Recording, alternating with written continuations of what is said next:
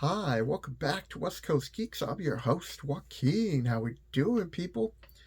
Today's video is how to prep for B2, the Keep on the Borderland.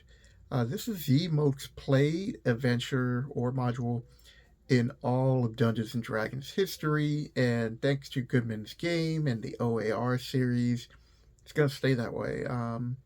If you're looking to play a classic old school Dungeons and Dragons module, well, this is it. I'm going to be doing a series from this point on because my group's actually going through this, and I did the reskinning of this adventure.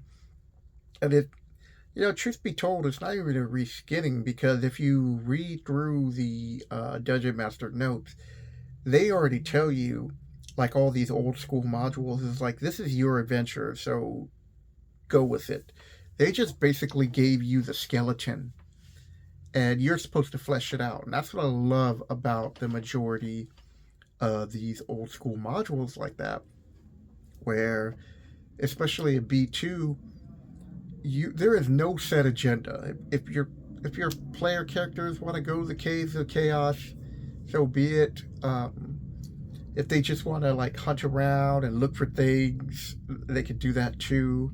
If they just want to deal with the lizardman problem or find out who this mysterious person in the woods is or deal with the bandit problems, they can do all that. I mean, as a DM, you could like just whichever direction they choose to go, you just focus your attention on that. And, that's what helps make a great DM. It's just going with the flow of the party. And that's something I've always been working on. I think all the dungeon masters do.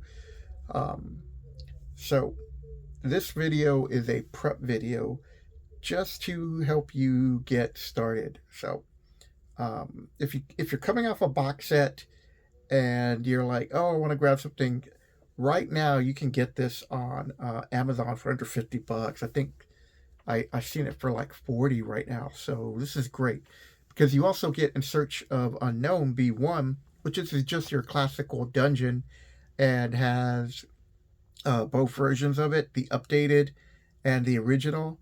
It just like Keep on the Borderland, they did the same thing. Though I am kind of disappointed that they did not throw in the 25th anniversary. So maybe they couldn't get the rights to that, but that would have been nice to put that in there and then do their update. So let's get this show started. Excuse me. So you got this, you made the decision. So what else do you need to play this? The first book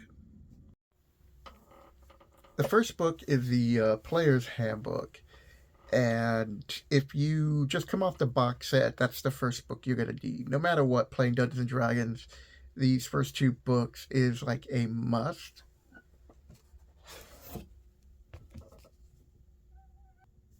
The Monster Manual.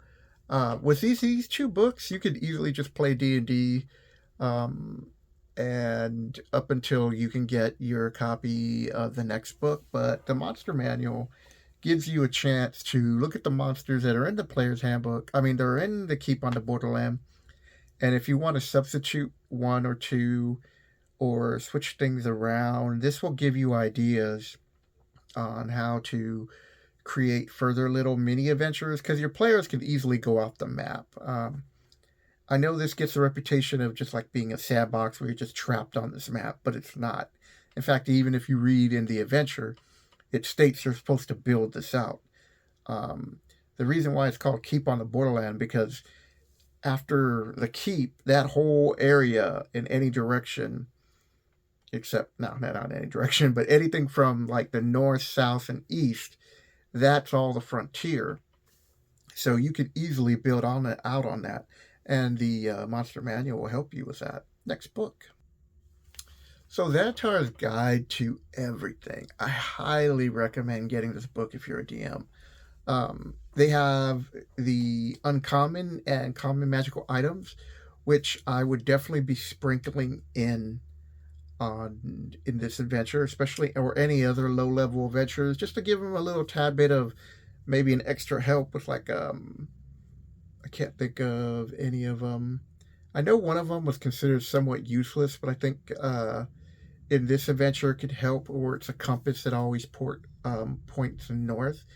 So if player characters get lost, especially when they start going in the underground and they're trying to figure out what direction they go, like little magical items like that, the Hat of Wizardry, where a spellcaster can cast an extra cantrip that they don't know for that day. Excuse me. That could come in very handy. So, and then there's like the Moonblade. Like, there's a couple other things I can't really remember offhand, but you can sprinkle those in. The back section where it has the names are great, because if you're ever stuck for NPC names, I would go through the beginning of the keep and start fleshing out some of your NPCs, and this is a good way to give them names. So, next book. Now, this book is totally optional. You don't need it, but I highly recommend it.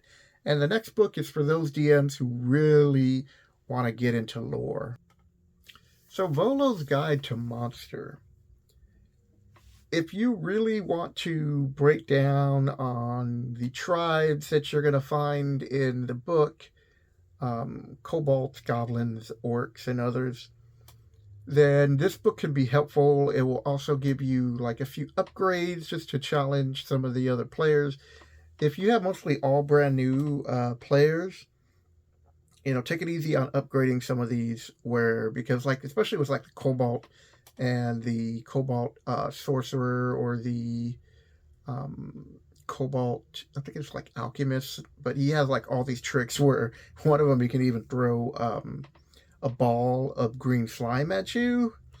So that's pretty brutal. I mean, that is old school D&D, which I give a thumbs up. Yeah, I love that.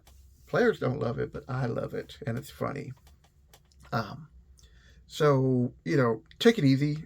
But if they're veteran players and, they're all going, they're starting over, and B2 is going to be the way you're jump starting your campaign, and, feel free to throw a ball of green slime at somebody.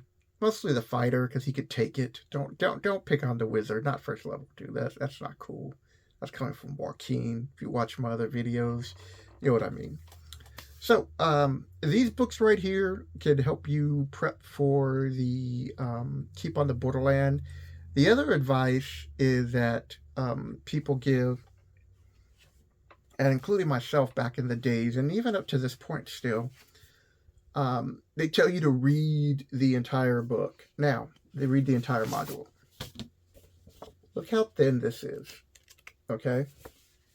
This goes up to like 26 pages, but really up to 25 because the last ones are maps.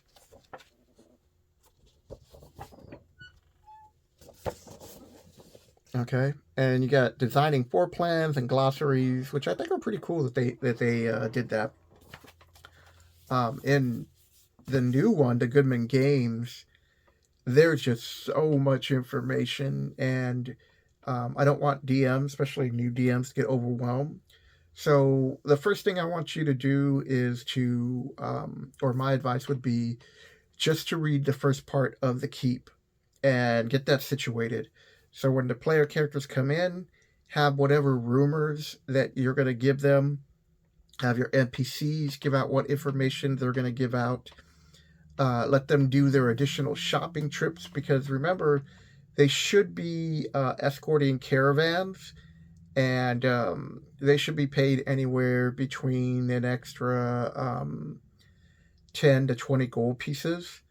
And if you have a fight scene leading up to that, they should definitely be paying 20 gold pieces. But the extra 10 gold pieces is really to help them get a room, get some food, maybe buy a minor equipment that they might need, and get themselves situated and see where they want to go. Like, are they going to hunt down the bandits? Are they going to explore the woods? Are they going to go after the swamp? Hey, how big are the spiders in Spider Forest? Those type of things. And so really just have fun.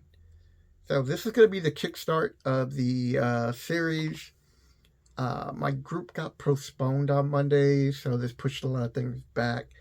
But hopefully all goes well on Monday. We're going to play, and I'm going to be going over the NPCs and giving all the DM tips. Which you better not watch, Eric. I'm serious, dude. I will kill you with kobolds. And with that, people, if you made it this far and you enjoyed the video, hit the like button. Subscribe so you don't miss a video. And leave a comment below. Do you plan on running to Keep on the Borderland? Have you played it before? What did you enjoy? I would love to hear your stories. And happy Friday the 13th, people, and have a good weekend. Take care.